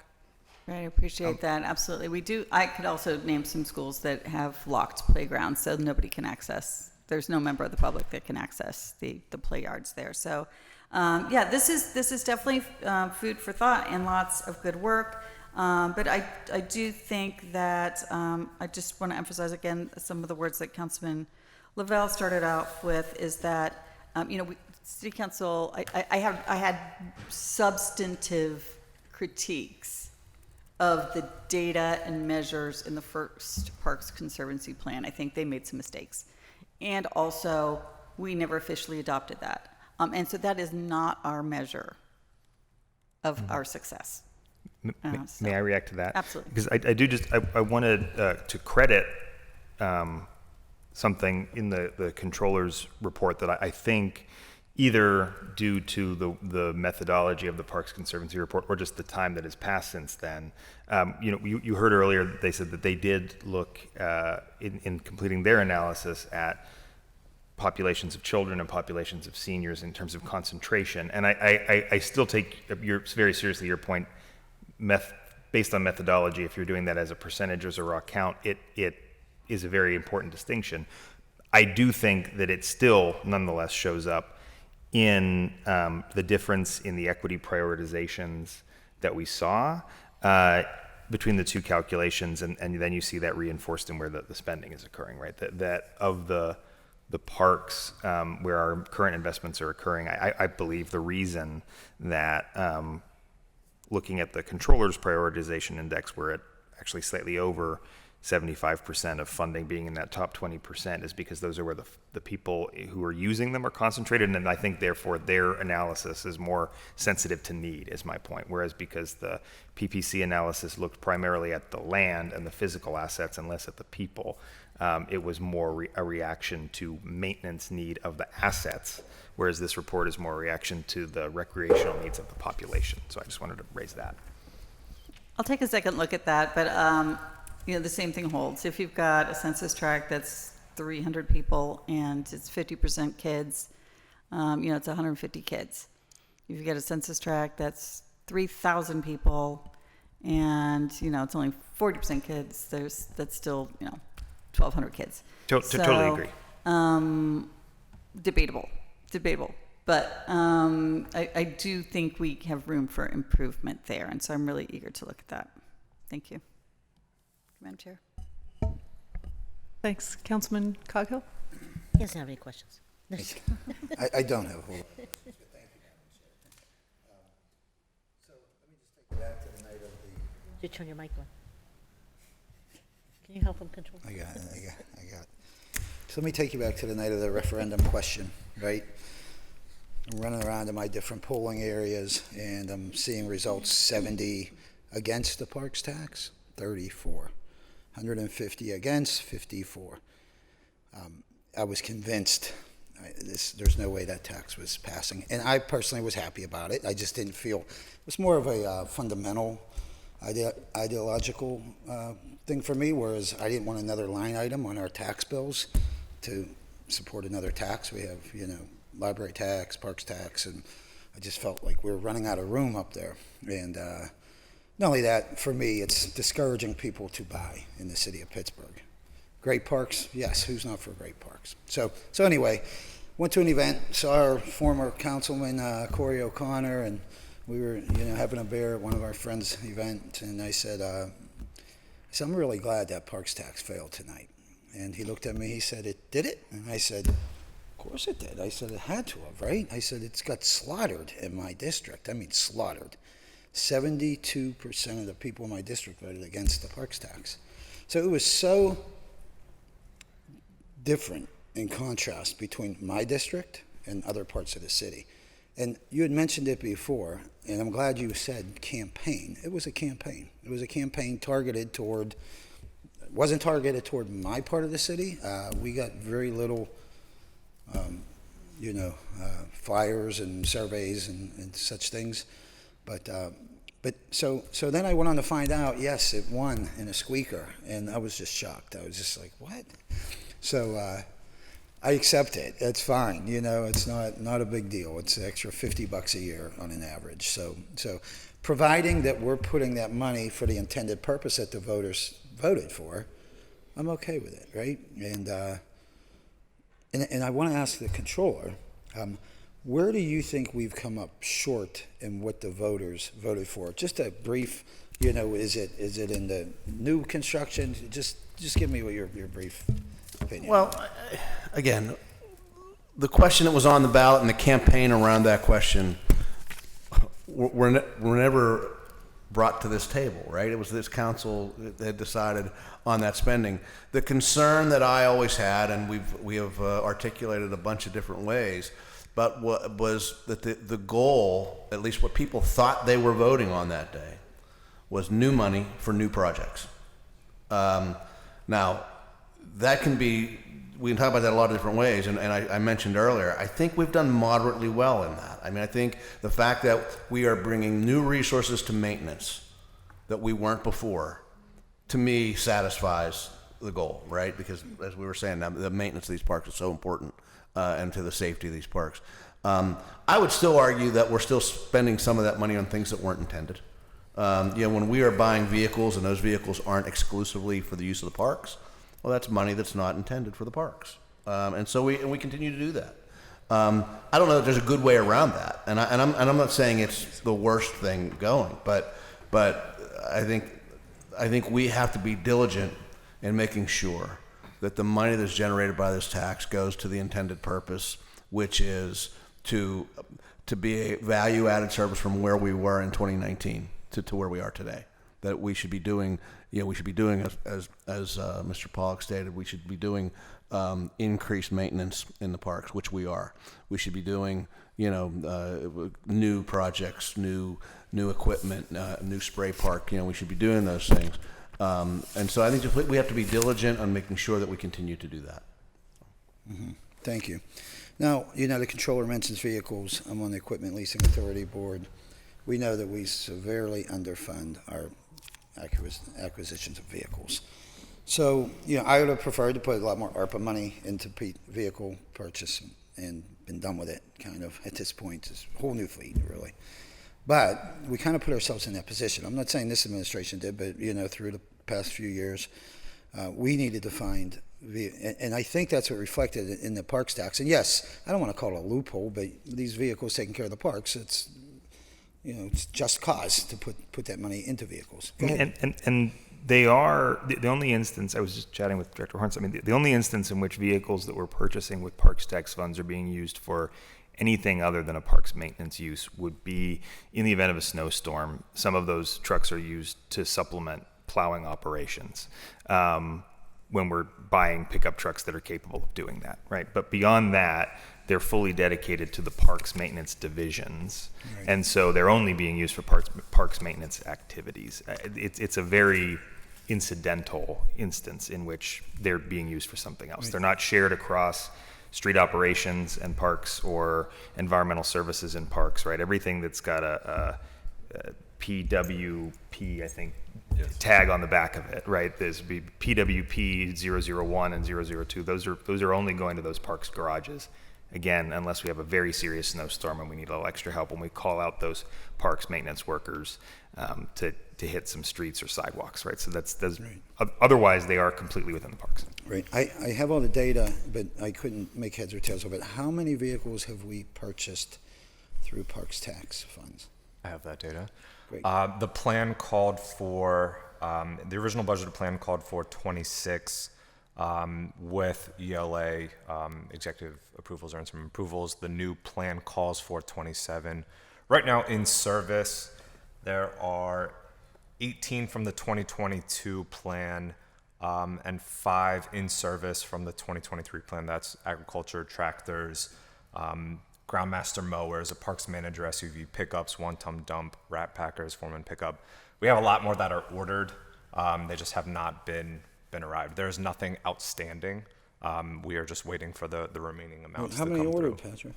Oh, my laptop just died, but I will get you that information. Well, that's back convenient. later. That's real convenient. It's dead. Should use 3x5 cards like me. We don't have that. But I'll follow back up with you. I will stress everything that's been authorized has been ordered, right? And so the delay is not on our procedures in placing the orders or committing the funds, but on delivery from the manufacturers. Right. So we have 26 in service that we had purchased that we didn't have 2 or 3 years ago, or however many years. That's correct. That's correct. Okay, and probably around the same more coming, or is it less? Is it more? Is it less? Is it? Can you give me that? I don't remember. Can't do but I anything was without just the looking computer, at it. can you? It's probably not an equal number. It's probably fewer that we're still waiting for. Yeah, I would think but- it's fewer, right? Yeah. We beefed it up as we needed to, and that's justified for me. I mean, really, when we're cutting ball fields and dragging ball fields, and there's different things, and I like to have the versatility to move them into public or into snow plowing. I know that's not the intended purpose, but vehicles are vehicles, right? And if we're down, and they can plow in parks as well, right? So which is their first task, Right, of right? course. In a snowstorm. So right. Okay, so greenways are now parks. Are we or do we intend to invest any parks tax money in any of the greenways? when you say greenways are now parks, Yeah. sorry. Yeah, How do you mean greenways that? have been now dedicated as city Some parks. of them. right? Like, Oh, just some of them? Yeah, okay. There was, at the end of 2021, there was, I think, 8 or 9 explicitly that went through council. Seldom Seen is the first one I can think of off the top of my head. So we haven't. If something is, I think that's a better way to answer the question. If something is dedicated as a park, then it is eligible for parks tax funds. Right, But it is not, not all greenways are parks. So a greenway that is not a park would not be eligible for parks tax funds. Gotcha. Going back to the Parks Conservancy, Jane Rush? Jane Miller. I was going to say Jane Rush.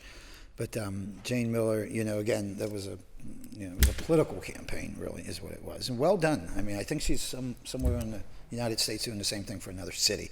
I believe that's what she does for a living. And she's good at it. So many parks tax being raised probably across the country since she's left us. Councilwoman Gross and I sat with her, in her departing moments, I would say, and I know they had the big comprehensive plan. We went on to learn the farmers from Philadelphia. She pointed out to some of the faultiness of the farm. They never really even came to Pittsburgh. They don't know our topography. They don't know the differences.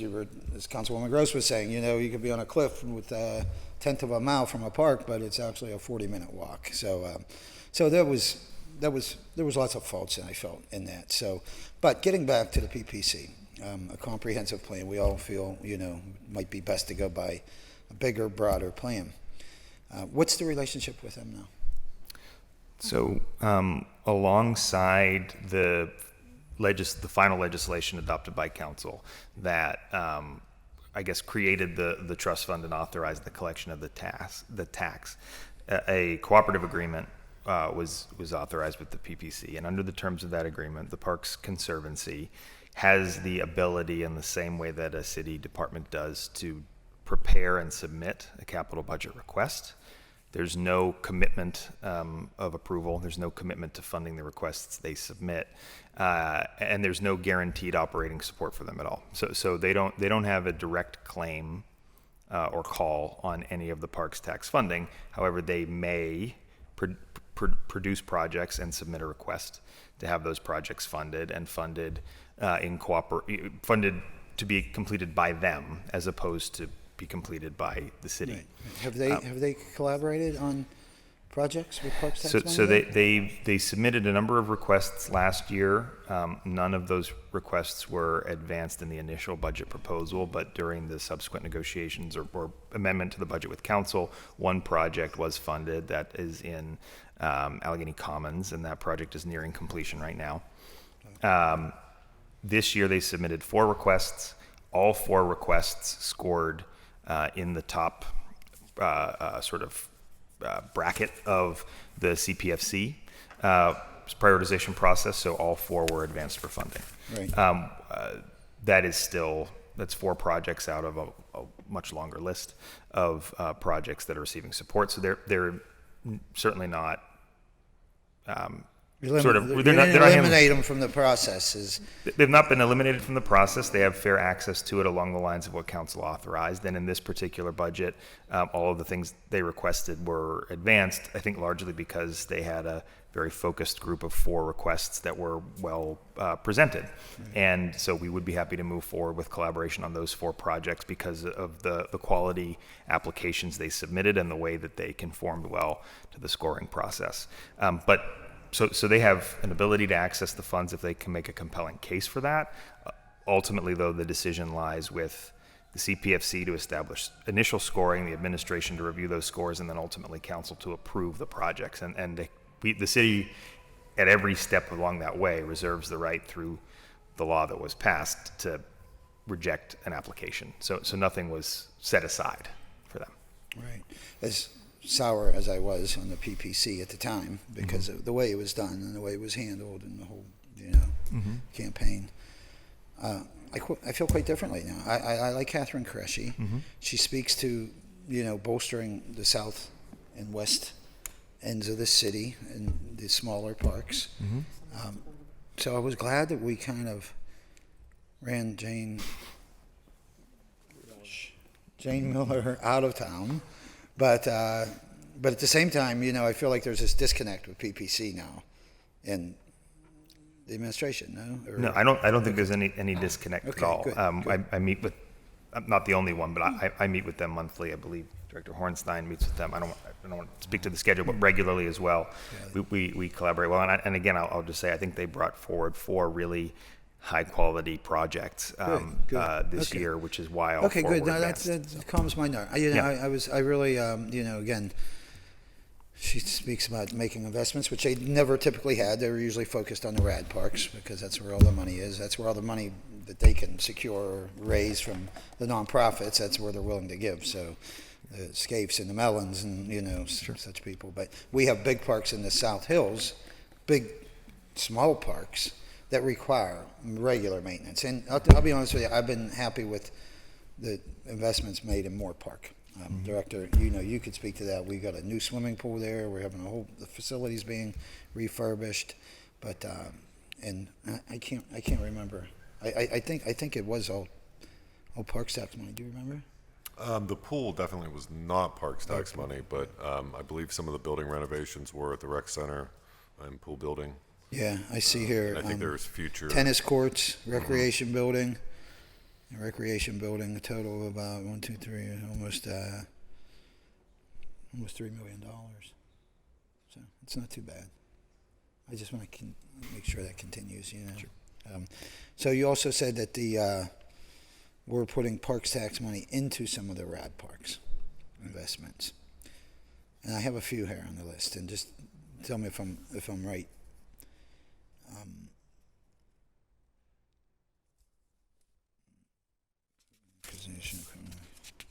Equipment accusation, is that vehicles? Correct. Okay. Which, because the vehicles are distributed to the divisions, and those divisions have maintenance responsibilities in both rad and non-rad parks, that's a sort of a blended feature, right? A truck might be servicing a community playground in the morning and then doing activity in a rad park in the afternoon, so they spend a bit of their time in each. Things like that are division-wide services will touch both. Sure. I think the big example, while you're looking, Councilman, probably the biggest example that folks asked about previously was the use of parks tax funds to help support the purchase of new cooling units for the Shenley Park ice rink. And I saw that in here. the point that I was making about that earlier is it's the only ice rink that we have, right? And so it serves everyone in the city. It is certainly closer to a lot, not all, but closer to a lot of city residents than any of the other rinks that are in suburban communities that are available for open skating time. And so we view it as a unique asset in that the city only has one, and we have an obligation to support it for everyone's benefit. So having a portion, not all, but a portion of the funding for that coming from the parks tax as well as other funding from RAD was appropriate and not inconsistent with the intent, even though it happens to sit inside a rad park, because it's somewhat of a separate asset from Shenley Park, but it happens to be physically inside Shenley Park. And we're estimating to spend $4 million a year in capital projects over the next 5 years from the Parks Tax Fund. $4 million a year, starting in 2025, every year. 2025. 4.3 million in 2024. Okay. And it was more this year, I think. And yeah, so it's sort of tapering So down to level 4. We're getting roughly $10 million a year right now, and that'll continue to go up, obviously, as property values go up. We anticipate it being relatively consistent. Yeah. So 40% basically for capital projects, the other 60 for vehicles, maintenance, programming, and everything else, right? Which includes, to use Councilwoman Gross's point, maintenance as investment, right? Where it is it's hitting in the operating budget, but the activity, which might be regrading a field, is a major improvement to the usability of that field. It's just not occurring through the capital budget. Mm-hmm. Mm-hmm. Well, I'm glad you bolstered the fleet, regardless of whether the public thinks it's intended for swings and slides versus vehicles. We need the vehicles to maintain the parks. So I'm glad to see that investment. It also takes a little bit of pressure off our, overall fleet that we are, If I could, Councilman, Yeah, I really do want to underscore that point. Sure. Given the overall state of our fleet, and given, as we've talked about at this table, you and I, everyone, but you and I probably talked about it more than anyone else, right? Given those pressures and the funds available, I can guarantee you that without this money being available for this purpose at this time as we're rebuilding that capacity, we would not have bought any of these vehicles. that the non-parks tax funding that's going into police vehicles, fire trucks, roadway operations vehicles, vehicles that have vital public safety considerations would have been the top priority. So it's not the case that we would have bought these trucks anyway, and now we're just using this funding source to do it. That's entirely not the case. It's a question of whether the parks fleet continued to deteriorate even further without this investment, as we focused first on renewing the public safety fleet and the roadway operations fleet, or if by being able to use a portion of this resource, we can do both at the same time to the benefit of the public in that we're getting those new assets simultaneously. I think that's a really important point to make. Yep. And I get it. I understand what you're saying. And I understand you're trying to clarify that we're not buying vehicles through parks tax money and using them for other departments. I understand that. I'm saying that's okay in certain situations. Okay? Gotcha. You know, as far as like plowing our roads and Well, things of the that good nature, news is we because don't have to do it that way because we're able to balance it, but I take your point there Yeah, too. right. Because a lot of these vehicles, these 26 vehicles, can be operational. For instance, and this is a public safety issue, is clearing roads. We could Yes. put plows on them, correct? That's correct. Yeah, plows, spinners, We're not salt cutting the hogs. grass in the winter, so No, we're not. we should be plowing snow. Of course, the parks first.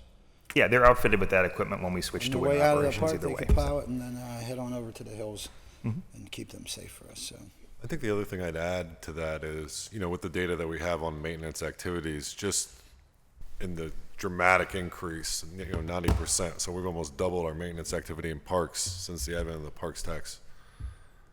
Just the impact of reliable equipment and vehicles on the operation and the utilization of staff.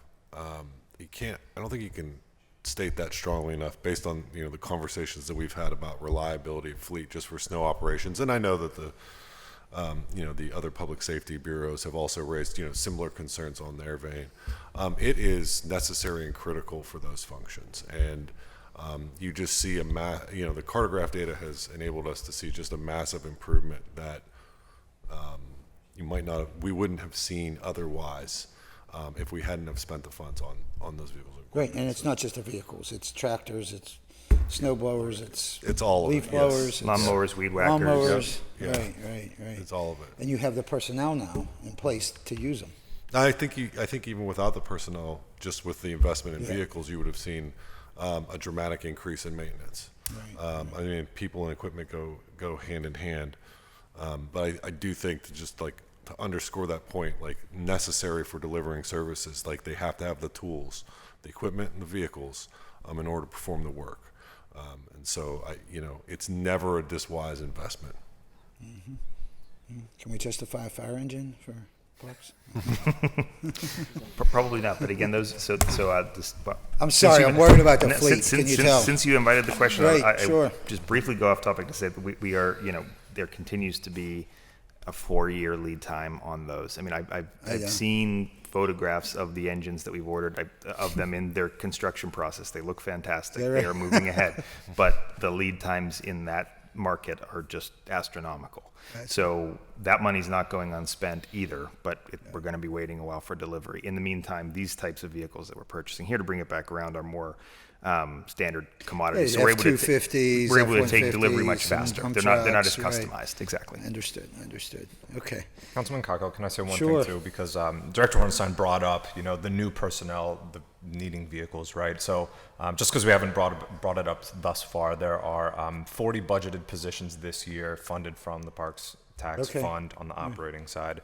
35 of them are filled right now, and it's a mixture of laborers. It's a mixture of park. What's Andrew's title? Oh, project managers. Project managers, Yeah. but also rec leaders and also people who are working to manage those assets from within the office, in addition to being in the field. And when we do finish up major projects, we've also been able to schedule people coming online to then work that in terms of programming with Director Vargas and her team. For example, with Marshall Mansion, there's now, as ARPA work was done in that building, there was a need for someone to be in that building all the time, right? So that person has been able to be funded because that's something new. That's something that wasn't there before.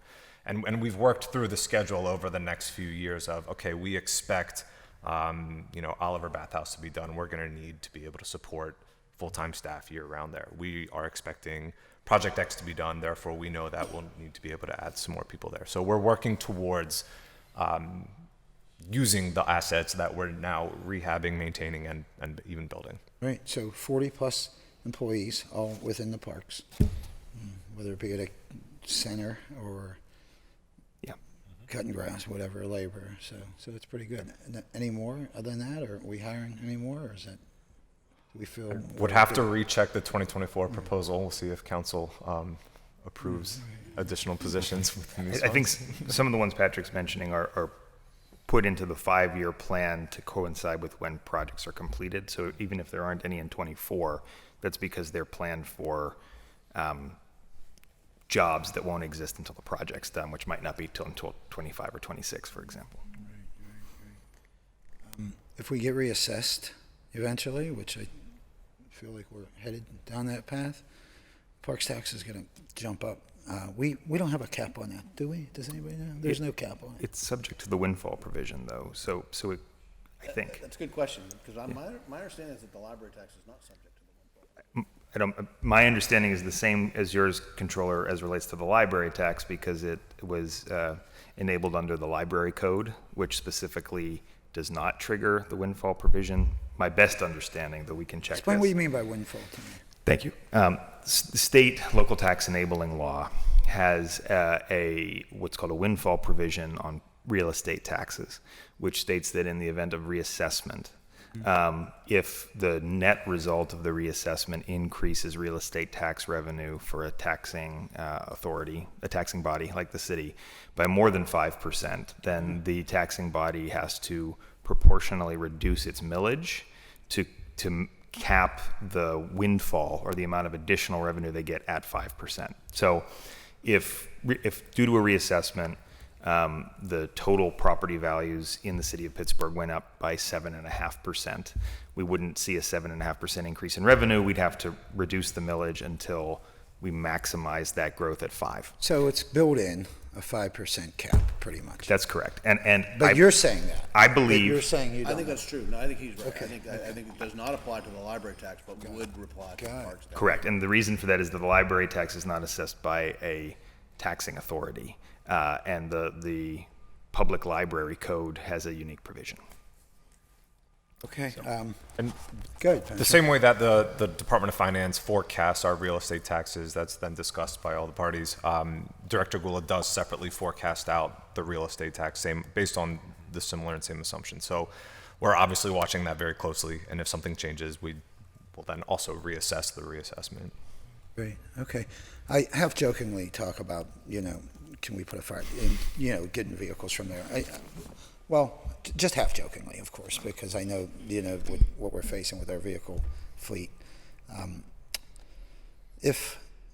Once we, I just think it's important to make sure that we deliver, that aside, that make sure we deliver to the voters what they voted for that night, as the controller, has been saying, whether it's capital projects, the maintenance, which again is it's all baked in together, I feel. So you're confident, happy, and thinking we're 40% in the capital projects will make a big difference throughout the city. Yes, I think we think that, absolutely. Because I'll tell you, I wasn't around for the library tax. I don't remember it. I mean, I was around, but I wasn't in politics. But I love what they did with the libraries, honestly. Every library I know, the Carrick, Brookline, Beachview, Mount Washington, they're beautiful. I mean, I think they're done. They've gone through every library. They're fully refurbished, and millions and millions and millions of dollars they put into each one. So if the parks turn out like that, they'll be applauding this tax in 10 years, I think. And I sit on the library board on behalf of the mayor, as do some council members, but I'll note, that their utilization of that revenue stream is a combination of physical investment in the buildings, which was where they targeted most of the funding first. And then as those projects were completed, it has gradually shifted more and more into supporting programming and ongoing operations. So I would say the methodology or the sort of plan that we've just described, similar. It follows the same contours, right? Yep. Upfront improvements across the board with maybe a greater weight put into capital investment to start, but then as those projects are completed, an increasing level of sustainment to a higher level of service. Right. I think, how many libraries do we have? Do you know? 19, I believe, in the CLP system. How many parks do we have? That's a much bigger number. Yeah. 100? Yeah. Oh, much bigger than that. Is that right? Yeah. Wow. Over 4,000 acres of parkland, dedicated solely parkland. That's not inclusive of greenways. Mm-hmm. Okay. Well, listen, thanks. I appreciate, Madam Chair, I appreciate you calling this post agenda. It was glad to be talking about it. Kind of, faded from my memory, and, it's good to see where the finances are going. So, thank you. Yeah, sure. I guess I don't have too many questions. Well, I guess I did want to acknowledge that Chief Frank is here, and also that Director Vargas was here, and I had I did have, and I mean, whoever can answer this is fine, but just to sort of have, because there are pools and lockers and fitness equipment and all kinds of other things, right? So if you wanted to go into any more detail, you touched on it a little bit, CFO. Okay, Right, yeah, no problem. But if anyone wanted to touch on, additionally, the impacts that using the parks tax funds in the way that we have is benefiting our programming in our rec centers, et cetera. I'll start, and unfortunately, I was looking back to see actually if Director Vargas was still here, because some of that she'd she be had to best go, I positioned to think. answer. Yeah, but of course. but I think we can give you a good flavor of it at least. So, as Patrick pointed out, some of the positions that have been funded are not labor positions within DPW Parks Maintenance, but positions within the Department of Parks and Recreation to staff those facilities. Our ability to provide programming is directly related to staffing there. So that's, of course, an enhancement. As we look at improvements, I mean, the same types of improvements to equipment that Director Hornstein mentioned as it relates to weed whackers or lawn mowers also applies to replacing the lockers in the in the pool facilities, or making physical improvements to the pool facilities, which are Parks and Rec responsibilities in the aquatics division, right? So yes, we're not just expanding. When we I think you raise a really excellent point. We've talked a lot about maintenance or rehabilitation, and then the examples we've cited have largely been around kind of, grass and trees and trails and things like that. But it also applies to those, fixed assets like the pools themselves. The Councilman Kako brought up Moore Pool. The actual pool rehabilitation was funded with other funds, but in other places we are improving facilities or amenities in those locations with parks tax funds to make sure that the public is able to fully enjoy them, visit them safely, ensure that they're fully functional, right? I mean, we have run into issues where something that is not a capital project, right, but a maintenance activity like replacing a pump has prematurely shut down a pool for the season or prevented one from opening, and having resources able to be tapped to address those needs could be the difference between a pool being open for a season or not, or being open for a full season or not. And so that's a real benefit to the people who are utilizers of that pool, just to use it as an example. Yeah, okay, great. And then so I did want to touch, I wanted to note too that from the folks I've spoken with at Pittsburgh Parks Conservancy, they are very happy, certainly this year, with their allocation. And I know the Frick Sensory Friendly Classroom is in my district, and that's a great project. And so, at least from my perspective, that partnership is going strong. And that's a We've had perfect yeah. example of where that collaboration makes all the sense in the world, because they also run on our behalf the Frick Environmental Center, right? So they program that facility. This is an expansion of that facility to run programs that would be an outgrowth of programming they're already running. So of course it would make sense to run the development of that new asset through them rather than ourselves, right? There are very clear cases for that collaboration, and that's probably the clearest, and that's why we were happy to include it in the proposed budget. And so I'm also, and I know, so we're also working with them. They're doing a lot of work in Hayes Woods. That's also in my district. So I was curious about the, because it's in the ordinance itself about matching funds. So they are able to fundraise.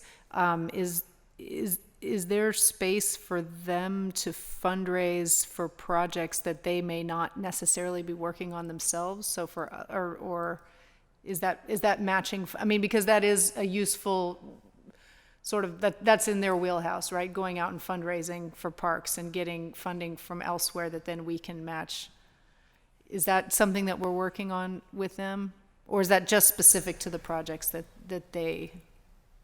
I think it depends on the proposal. Okay. You know, in Allegheny Commons in the Promenade, it was a city $800,000, and then they, you know, before we even started working down the agreement for them to be able to access that and tap into it, it was, here is the firm commitment and here is what we have received. You know, similarly with the proposals from this year, but that certainly is something to explore. At present, the focus is on those joint efforts around the projects where they're receiving our funding, right? Where we make a commitment of funds through the budget.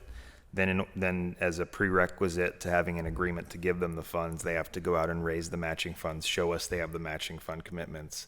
Then we execute an agreement saying, now that you've shown you can raise the money on your side, you have access to our funds. If they're for some reason unable to raise the funds that they projected, then we could reallocate the funds. That's where the collaboration has gone thus far in its second year. I think that there are plenty of options on the table for the future, but that's kind of currently how it's working.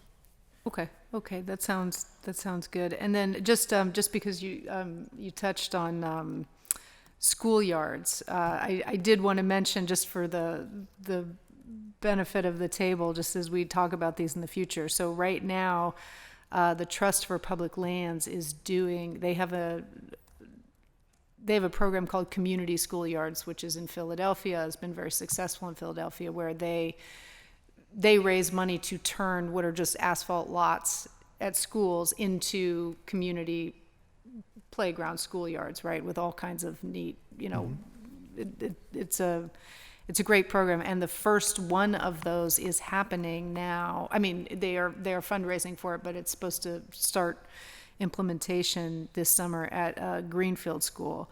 So that is a great partnership there. I would love, I know they're still fun, but you know, moving forward, you know, seeing how the Greenfield School one goes, I anticipate it will go well.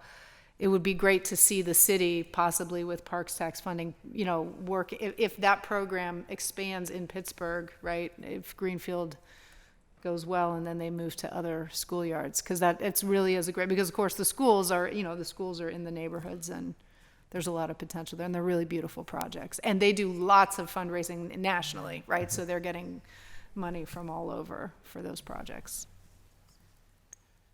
Yeah, at any rate, did anyone have second round? Yeah, go ahead. I do have second round, but I do want to say Western Pennsylvania Conservancy also does that work. Oh, right, that's right. Yeah, They just did one in Chartiers City, working with Pittsburgh and the school district. It's amazing. It's an amazing playground that they turned in. An asphalt thing, I can't get over how great it is. It's like one of my favorite places.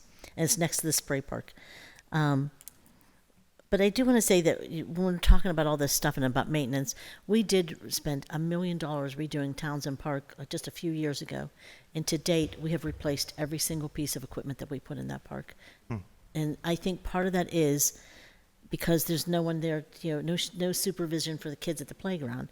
And so I'm wondering if when we're moving our park rangers around or moving staff around for special events, city parks, if we could consider doing some of that, just rotating, not that somebody could be there 24/7, but at least a police officer, somebody could be there at the playground, just making sure the kids are like playing kickball or doing something fun with the kids, so it's not, you know, an artwork or something, so that they know that somebody's going to be there or somebody could be popping in across the playgrounds. But I also think that I'd like to see us do more in terms of having make the parks usable. It's great that we're redoing them, and it's great that they're in 10 minutes away, but if people can't get to them because of snow, so it's okay if you use the equipment to remove snow on the street, because then people can get to them to sled ride or whatever they want to do in a park. But also our restrooms are never open. and then we rent porta-johns, which ends up costing us money, and then they're tilted over, and then they're a mess in the community. So it'd be nice to see somebody in the community. What we used to do in some of our areas is they'd pay somebody in the neighborhood a little stipend to open and close the restrooms, and that's it. And so even if it's the park ranger that goes around or somebody, there's just somehow there has to be staffing around these parks and maintaining them and making them accessible. That's all I would. And I'm just going to say, you can talk to that when I'm done, but I do want to say that I think overall the thing that I really wish we would do to really help us with our parks and to understand, I appreciate Pittsburgh Parks Conservancy. I didn't appreciate the tax. I didn't appreciate the campaign. It was the campaign I didn't like. I felt like it was very deceiving to the public. But I do think that now that we have it, and I want to say I think Pittsburgh Parks Conservancy is a good partner. They have been doing a lot of good things, but they have so many agreements. I would like to see that get renegotiated into one agreement that's understandable for the public to see, and for us, because when we want to know something, we have to call the port controller, and they have to go through everything at one time so we can try to figure out what it is we want to do. So just, is there any thought about renegotiating the agreement from 53 down to one really comprehensive one that's understandable for the public and accessible to the public and to council as well? Those agreements all cover, they cover a wide array of topics. It's an interesting question. As I thank you for raising it. It's not the first time I've heard someone at this table mention it, but frankly, it's not something that we've looked that closely at. There is one single cooperative agreement as it relates to accessing parks tax resources, just to make that clear. There's only one agreement around that. There's, for example, a completely freestanding agreement for Shenley Plaza, which I would argue is probably appropriate to have one agreement that governs the way in which they manage one location. Right? There's one agreement for the Frick Environmental Center. One location, one agreement makes sense. I would need, frankly, or we would need, it's somewhat outside my area of expertise, but we would need to look more closely at what some of those other agreements include, maybe to answer that question. For example, there's a individual agreement for the Allegheny Commons Promenade project. It's a single capital project, right? It should have its own agreement in order to process those payments. But that agreement will go away when the project's done. If the 4 projects that are included in this year's budget proposal were to be approved, that would result in 4 agreements, one for each project, again, kind of appropriate for the flow of capital funds. So it really depends on what's included as the subject of each of those agreements. We could certainly look at it, but I can't give you an answer off the top of my head. Okay, I just want to know at least that you're willing to have that conversation and willing to look into it. But I do want to thank everyone for their work on this. But I also, one last thing, I really wish you'd consider, like some of the parks and playgrounds, it's great to have swimming pools and spray parks and all that, but if you can't get to one, it's really it's difficult for a lot of our families. Just having like a spray feature in each park so somebody has a way to cool off or whatever. I'm always thinking about the kids, okay? That's it for me. Just if you could think about those things. Opening restrooms, not too much, okay? Opening restrooms, hiring staff to do events and... Council President, maybe that's great. something like Council President Strasburger brought up with the landing page for the Parks Tax project. Right. Maybe something like that for the PPC agreements. That would be great. Might make And see, sense. Patrick, I was going to say to you, Director, I was going to say to you, when everybody's asking you this information to look it up and you're saying you don't have it accessible, I was going to show you how to look it up on your laptop that you bring with you, okay? Thank you. I appreciate you all. Thank you. Does anyone else have second round? No? Good. Okay. Well, honestly, thank you so much, Controller, and everybody for coming and Thank you for for all having the us. work you do for, doing these reports. They're super beneficial. They just, give us so much good information, and I hope we can do more of these in the future. So yeah, thanks everybody. And with that, we've exhausted the business of this post agenda, and this meeting is adjourned. Thank you. Thanks.